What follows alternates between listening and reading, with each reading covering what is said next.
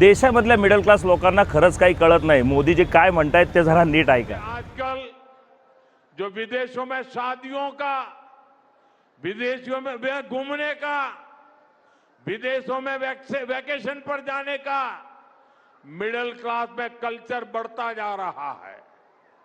हमें तय करना होगा कि जब ये संकट का काल है और हमारी देशभक्ति हमें ललकार रही है, तो कम से कम एक साल के लिए हमें विदेशों में जाने की बातों को टालना चाहिए। तुमच्या माझ्यासारख्या सर्वसामान्य नागरिकांनी कष्ट करायचे आणि फक्त देशातले टॅक्सेस भरायचे।